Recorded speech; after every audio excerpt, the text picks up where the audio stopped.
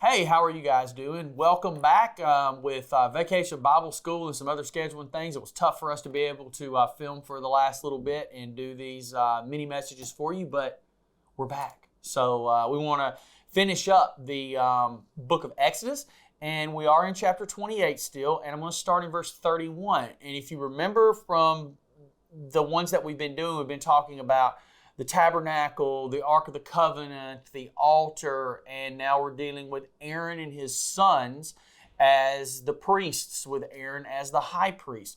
And this section here talks about, and starting in verse 31, talks about some of Aaron's clothing. And it says in verse 31, make the robe that is worn with the ephod from a single piece of blue cloth. Remember, the ephod was it had the metal on it. It was the gold and had the jewels and things in it, and it hung over him. Think about it almost like a signboard. Somebody walks around with a signboard with something on both sides, but this was very small. It was connected by the cord, and it came over his chest. So the ephod would go over this. It says, with an opening for Aaron's head in the middle of it. Reinforce the opening with a woven collar so it will not tear. Make pomegranates out of blue, purple, and scarlet yarn and attach them to the hem of the robe with gold bells between them. The gold bells and pomegranates are to alternate all around the hem. Aaron will wear this robe whenever he ministers before the Lord, and the bells will tinkle as he goes in and out of the Lord's presence in the holy place. If he wears it, he will not die. Okay, so this is the basic covering for the priest. It's all blue, seamless, with the basically, put it over your head, you wore it. It was just a robe was what it was. It's very simple. We understand what this is.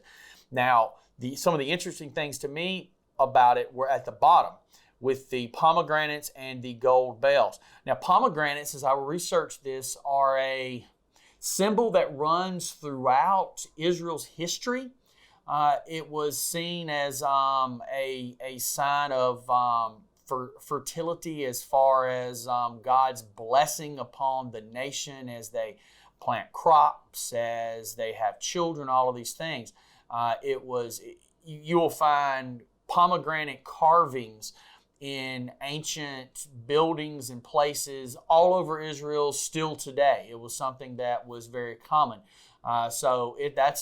That's a symbol that runs through Israel's history. And then the bells are very interesting themselves, because the bells were basically there so that when Aaron went into the holy place, and especially the most holy place, the people outside the tabernacle could literally hear the bells as he was walking. And if the bells stopped and did not ever start back, they kind of knew, hey, something had gone wrong in some of the offerings and things that were happening, specifically the Day of Atonement, when he would go in to the Holy of Holies and offer, on the Day of Atonement, offer the blood sacrifice onto the mercy seat, which was the lid of the Ark of the Covenant with the cherubim with their wings coming over.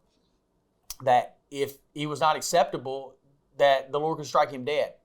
So that's what this was. So it's really interesting to see how specific God got with all of this. Even talking about the colors of the pomegranates, the bells, their purpose. It was a very serious and holy thing to come before the Lord in worship. And I don't fear having to wear bells and being struck down, but I think for Christians today, we should still come to worship with passion and reverence and a desire to honor our holy God. You guys have a blessed day. We'll see you later.